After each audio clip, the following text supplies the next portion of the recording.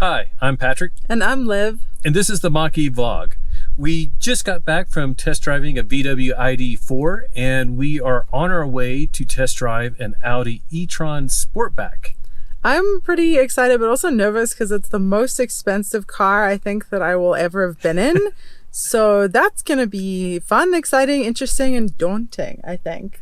We're going to check it all out and see. Yeah. I'm excited to test it out. I know some people have gotten some good discounts on these that bring it closer to what a Mach-E top end costs, but there is still a gap. It's still more expensive than the Mach-E, and we're going to go give it a try and see how we like it. Yeah, I have to be honest, I'm going in with the expectations of a luxury car, so let's see how this is. All right, let's go.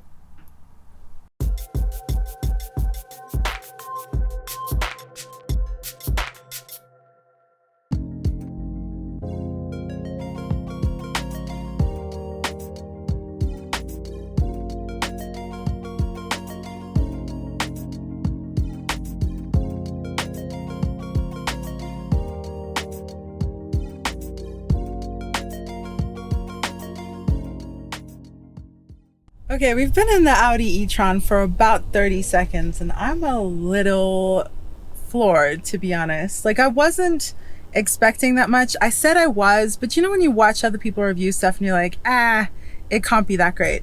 It's luxe, it's plush, it certainly feels that way. Yeah, it's definitely really nice, and you can definitely see why the price is up there, but it is definitely a very nice car. The screens are very well integrated, just very luxurious feeling, and it has a lot of the extra features. So it'd be nice to sort of try one that is more equivalent to a Mach-E, but even the lower end one is significantly more, although you can get some deals on this through the dealer. But this one is 81,000. Yeah. So even Plus if a they little.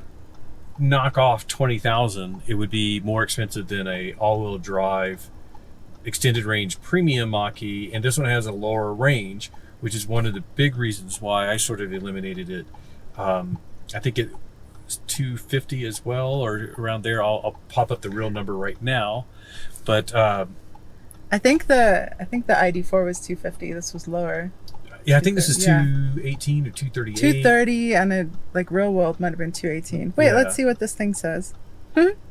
It gives the EPA. Oh, 218. 218. Yeah, 218 just sounds really low. Even if you can beat that, you'd have to beat it by a significant amount to get up to what like the Mach-E could get. And why is it a 95 kilowatt hour battery with liquid cooling? It is smooth, man. That feels smooth. That is really smooth. It's a very smooth ride. And I switched to dynamic ride. One of the things that's really nice is that it has air suspension that can adjust. So you can put it on like comfort, economy, which also, you know, changes how the throttle response is. But I put it on dynamic to see how that feels, and it's just a smooth ride so far. Like, we're not on a really bumpy road, but it still feels very smooth. And I say that because this is how we do it. I film, I hold the camera, and I'm trying to moderate the bounce and everything, and there's like no effort here. This is quite nice. Yeah, I mean, if money were no object, I would seriously consider this. But if money were no object and I didn't have to carry a bike in the back, oh, the Porsche Taycan, yeah. I hope that's what you're getting ready to say. No, the Porsche Taycan. What? Oh, that's what we'd have. Yeah, they have $80,000 ones of those. Oh no, yeah. If money was no object, of course. No, the space.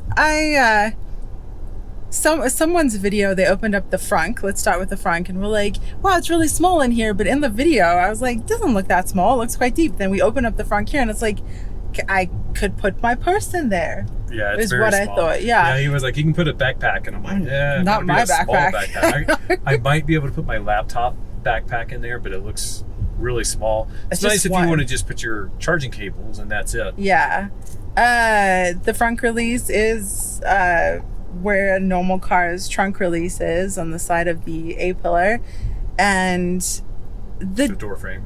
Yeah, the door frame. But the back space is really awful too. Like it's really, really small. There's no way we could fit the trike. And we would probably have to go with the regular e-tron, not the Sportback, although I like the Sportback look a lot better. The dash, I love the dash. One of the things that's interesting is like I thought it was more like a touchscreen, but you actually, you won't be able to see this, but it's almost like you click the screen, like the whole screen is almost like a button. Do you feel that? Oh, it's a little haptic. Yeah. Oh, that's so fun. I'm just gonna keep doing this for a while. Like I was like going like that, and I'm like, it's not doing anything, but it sees me touching it, but you literally have to press. But That's it actually feels good. interesting. And then of course the dash here, there's multiple ways of displaying the information. I like this way with the dual gauges, and it has like the percentage of output. So let me make this right turn without hitting anybody. So you can see like, Oh my gosh. Good Lord. you can go into the boost with the dynamic setting on, and then going down a slight hill, I may go into the charge. And if you can see that on the left of the There it goes. green dial there. Yeah, you're in the Right charge. here, it's in the charge slightly, but now we're getting ready to go up a hill, and my foot's completely off the accelerator. And it does have regen braking, and you can control how much with the paddles. I think that was one of the kickers, was when we were looking at that, it feels really well integrated in how you can control the car, control the regen, control the display. So yeah, I'm switching display, like you can do your radio, so then you can select radio looking straight down. We don't have a phone connected, but that's where that would be. Navigation, if you actually want to see the map here, which like if Liv was doing the radio over here, I could look at navigation here, or if you just prefer that. And you can expand it so that the map takes over the whole screen. Yeah, let me So go there back to he's that. minimized the dials. And he's then going back to the larger map. There's the larger navigation, which I don't know if I would ever use this, but it's just really smooth the way that you can switch in between all of these. The ride quality is just excellent so far. And I think, do they call it the cockpit display? Driver display is what I call it. Driver display, well, and they call it the cockpit display, the Audi people. But I think that's not inaccurate, because it's very much like, these are your controls. Your steering wheel is your control, and with the paddles and with the control of the buttons controlling the display, it seems like a command station, sort of, which is kind of cool. Oops. The brakes are not as mushy as the VW ID4, more like the Mach-E, so that was a bit of a rough stop. If I want, I can do the drive modes, and then I'm in dynamic. We can just go up to auto, and auto gets rid of the boost over here, but for all intents and purposes, it should probably be fine for what we're doing around town. And there. And it looks like you can do comfort, which would probably be a nicer ride. Let's go ahead and try comfort. It feels more car-like than SUV-like. I think the Mach-E leans more toward crossover SUV. This feels, I'm sitting down pretty low. And there's a Miata, which is all like a tiny car, and I don't feel like couldn't even see them. I don't feel huge next to them, although I know I am. The seats are pretty good. Yeah. They're actually not as comfortable as I was expecting. Interestingly, I feel like if you're a very large person, these seats might suit you quite well. They're quite wide. Do you feel that? Yeah. You know what I mean? Like, because there's a little bit of bolstering, but it's far away from the areas that I need bolstered. Yeah, like on my old WRX, it had bolstering on the side, and it felt like I was locked in the middle of the seat, and that's all I could do. This, it feels like I could adjust, but like if I were doing like mountain driving, it would do a decent job of holding me relatively in place. I'm sorry, but there was a doggy there, and that's much more important than anything with here. It went away. You should bark at it.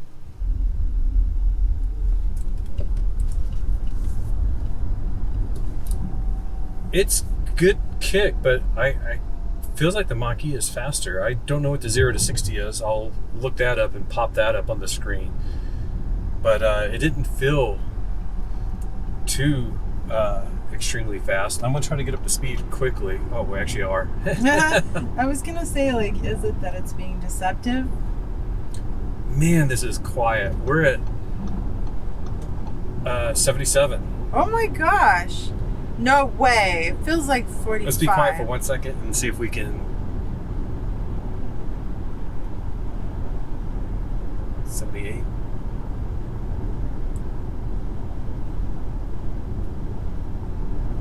That's super quiet.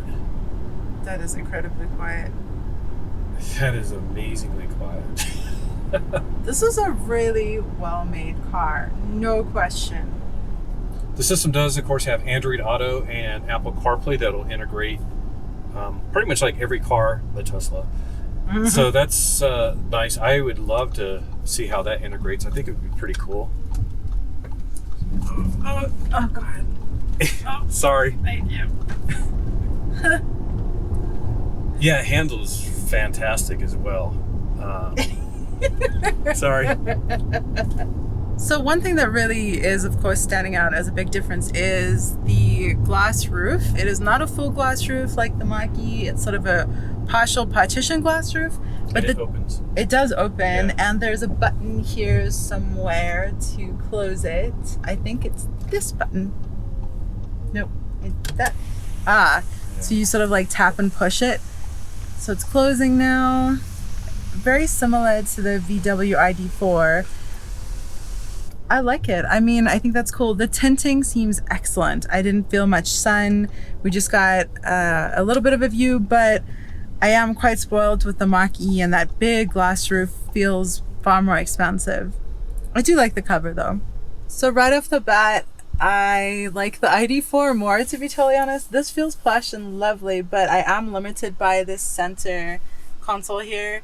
It's not in any way as bad as the Polestar. Like, I'm gonna give it a try and drive, but I've hit my limit, and with the ID4 and with the Mach-E, I can sort of stretch out as much as I want to. There's nothing in my way. And this, it's sort of like, if you can't adjust your seat rest, it's like, this is where you are. You know what I mean? Yeah. Like, you're stuck. This feels very similar to the Mach-E, to be honest. Responsiveness too. Oh my gosh, the seatbelt's tight. Oh, that's weird. Yeah, apparently it's a German car thing or a European car thing. It's like it's giving you a hug when you start. So you said the brakes were, oh my God. They're touchy like the Mach-E. No, that was me being really careful. And then turn right, of course. Okay. Oh my God, it's rolling. That's touchier than the Mach-E, isn't it? I don't think so. Really? Yeah. Oh my gosh. The view out the front, like you can still see a little bit of hood, but it's not very distinct. I don't like it at all. No? No. The touchiness? No, I hate it. Oh my gosh. I know it's a comparison again, but the ID4 felt very comfortable, very natural instantly. This feels extremely uncomfortable to me. And that's interesting because to me, I think this felt comfortable as a sporty car. Turn right. Okay. And the ID4 felt comfortable as sort of like a just regular little SUV. Like if I would think of it as like a RAV4 type feel. That's the kicker, is this is really responsive.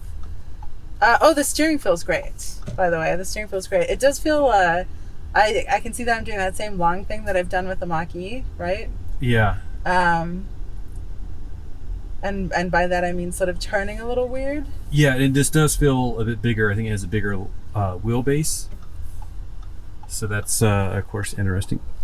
I'm sorry. I'm really trying. I really hate it. No, it's fine. Yeah. So, and if everybody's wondering, it's like because Liv drives with her left foot, and we go into that in other videos, it's actually a very difficult thing. If you ever want to try it in a parking lot or something, because that's what I did, I was like, let me see how this actually works. It's actually sort of a hard thing to do. So it's when I'm braking that's the hardest, because I'm just holding my foot in the air. So a lot of that fine motor control is in the air. And this car, this is probably something that people would love about it. It's very, very sensitive. and very responsive, as is the Mach-E, but I think this is more so, which I'm sure auto enthusiasts would love this, right? Like, you were zooming around like crazy because you've got really good fine motor control, right? Yeah. Why are you in the middle of the street? Oh, okay. So you have really fine motor control. Well, and we've talked about this, is like, it could just be that I'm used to driving like a stick shift. So I've sort of gotten that, you know, just the way you control your car more when you have a stick shift, your throttle and the clutch. So it's sort of like I'm used to that. And I think that's the big difference. This is very responsive, which I think a lot of people will like. Yeah. And some people won't. Yeah. Yeah, like, and I'm not going to lie, the ID4 was unresponsive. It was very much like a car, not an EV. And this is like, it's going to listen to everything you say. Well, we're back home after testing the Audi e-tron Sportback, and we have some opinions that we would like to share. I loved it. I did not love it.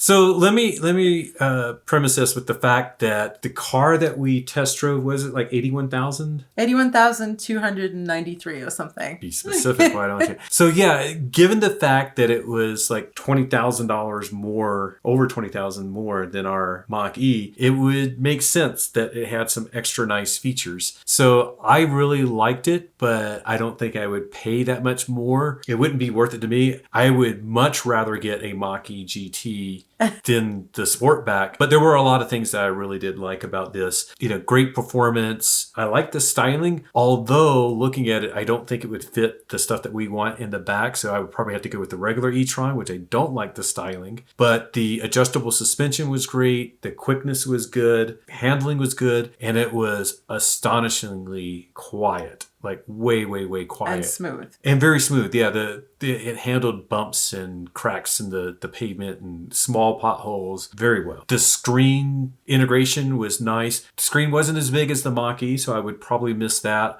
But otherwise, like having the screen on the dash and then the one that was a little bit below it was really nice. But I really like the haptic feedback on this. It was, instead of like this like vibration type feedback that just feels yucky to me, this is like, felt like you were clicking the screen. So it just felt really good. Very easy to understand. I like that you configured the driver screen, so that was really cool. Overall, I think it just felt very nice. Yeah, 100%. And it's interesting because the things that I liked about it were not things that I experienced, so things that I observed with Patrick. So the car itself, absolutely luxurious, gorgeous. The inlaid natural wood, just beautiful. The texture of it, gorgeous. All of the finishes were amazing. Some things were really odd, like where you charge your phone and where you would put your drinks seemed really weird. It's like in a canyon to put your drinks that far down. It really weird. And the gap underneath the opening to that spot, it really weird. Like it seemed like it wasn't considered, but it actually didn't really bug me because I was so sort of infatuated with the rest of the car. Gorgeous. And it was cool watching Patrick drive it because it seemed like that's what it was for. It was very much somewhat like the ID4 in that the screens were tilted towards the driver a little bit. Don't know if you noticed that.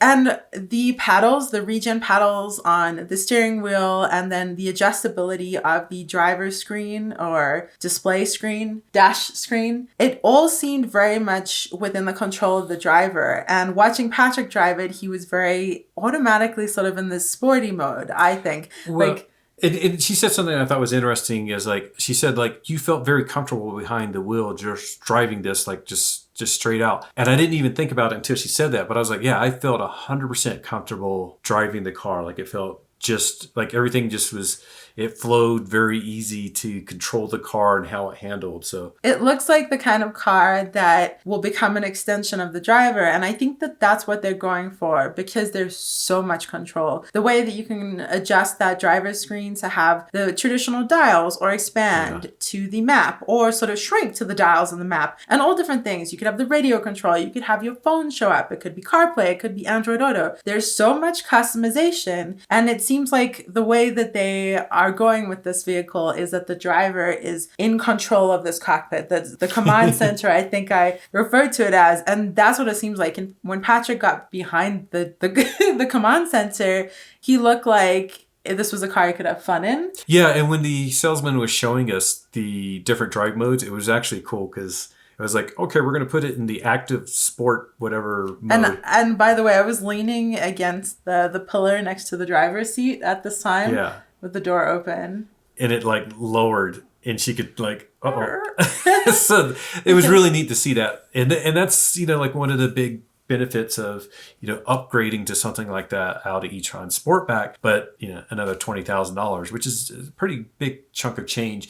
And I know some people have talked about they've gotten big discounts on the Audi e-tron. To me, that's always good and bad. It's like you always like getting a discount when you're buying a car. But at the same time, if it's sitting on the lot and they're offering discounts on a hot car, it's not really that hot of a car. And it worries me about like resale value. So you may save money when you buy it, but then if it's like nobody wanted it when it was new, will people want it 4 years from now? Because ultimately, as plush and sporty and luxurious and command center tech heavy it gets 213 miles EPA range, which is like 218. I think it's 218, 213. Like you mentioned earlier, we'll put the real numbers up here. Yeah. But that is dodgy for the price. Well, that was like the major thing is like, because I was like, wow, I'm really liking this. And then I was like, what was the range again? And she was like 218, 213, whatever it is. I was like, oh yeah, that's right. That was the eliminating factor when I actually was looking at, options, is like the range just isn't up there, and that just crosses it off the list for me. Even if it exceeds that, it would have to like tremendously exceed that. Yeah, and it's not to say that we would realistically use more than that in a day. That would probably be fine for city driving, but at the rate that EVs are going, you can't shoot for that in a luxury car. I think like your resale is going to go down. It's probably going to sit on the lots. And if you have any battery degradation from the point of 213, 218, whatever it is, and you get to sub 200, that seems like a couple years ago sort of thing now. Yeah, and again, it's like they just announced the details of the Mach-E GT Performance Edition, and 0 to 60 in 3.5 seconds, still 235 miles of range, which is low, but still better than this e-tron Sportback. Like that sounds way more appealing to me, and it will have Magna Ride suspension, which is like one of the things I think would be very cool, and probably even better than this air suspension that the e-tron had. So yeah, I think I would compare it more to like the GT Performance Edition for that price level, and I would go with the GT. Overall, very nice car. If you are looking at a low-end Mach-E, this is probably not even a consideration. This is like, if you're looking at a high-end Mach-E, I would probably say like, why don't you look at the Mach-E GT or GT Performance Edition and compare it with one of these. I still think that the Mach-E is a probably a better choice for a lot of people. If you like the styling of the Mach-E, it's 100% better choice. Lots of good things about this car. Yeah. Again, I advise that you go give it a test drive like we did the ID4, test drive the e-tron. We're going to try to get and the Polestar too. I-Pace. Yeah, Polestar 2. They are very limited in where they're doing test drives, but give it a try. Who knows what you'll find. And there's other EVs coming out. If there's anything that you think we should test drive Porsche, then just let us know Porsche, and then we'll go drive the Porsche. And if you would like to see us driving a Tesla Model Y in an in-depth review, you can do so here. Yes, did that as well. And we had that for like 4 days. So anyways, thank you for staying with us for this whole video. Thank you for subscribing. You are subscribed, right? Why? It's they free. They just clicked right now. Okay, yeah, I saw they you. did it. It's good. It's good. Yeah. All right, cool. Thanks. Hit the bell too. You forgot the bell. You forgot the No. bell. Click the bell. All right, thanks. We'll see you guys soon. Stay charged. Keep it electric. Keep it electric. Yeah. E-tron electric. Avenue. What? Rock down to Atlanta. That's copyrighted. Copyright. Everyone's going to say it in their heads anyways. Bye.